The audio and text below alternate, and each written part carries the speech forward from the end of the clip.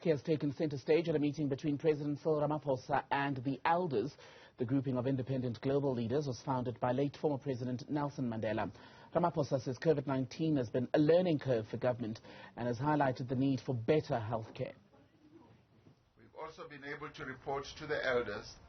on the steps we are taking to address other critical issues with regards to climate change,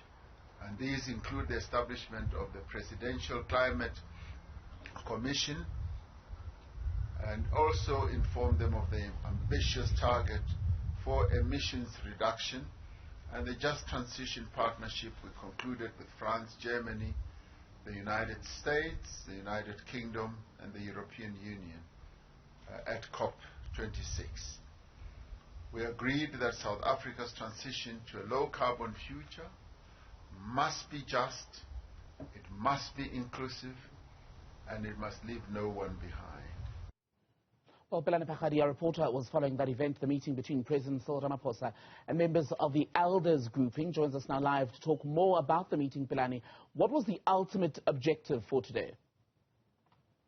Well, of course, the ultimate objective here, Tembekile, was really to give counsel and advice to the president about the matters of concern, and as well as to hear progress, really, about what the president has to say about the current state of affairs, in particular relations to COVID-19, and as well as the Ukraine-Russia war. And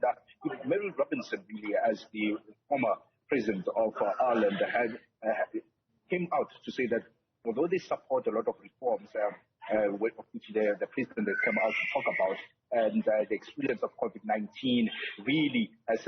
has made the case for universal health coverage even more important and acute. So she wanted to understand the NHI, the National Health Insurance, and says that as far as she's concerned, it makes sound economic sense at a time where the South African economy and countries across the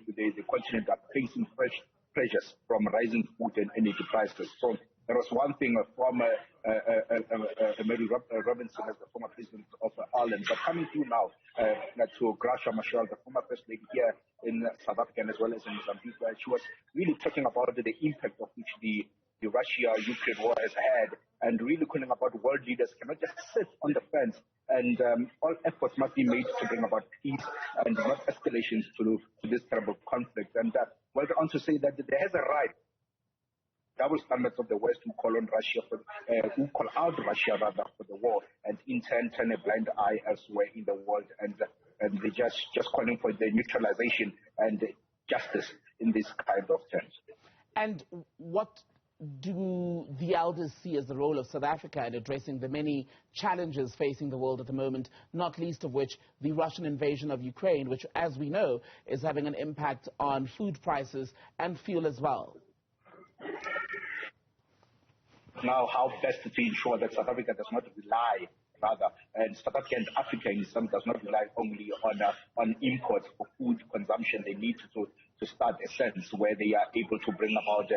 food security here on African soil. Agricultural reforms are very much important, and they feel that there is land, there is the capacity to grow own food here in the country. Therefore, there is a necessity for countries to come about and bring about their own resources together and create food security for Africa, so that the food, the rising commodities, including about the conflict in Russia and Ukraine, which are brought about them, should not really be impactful as far as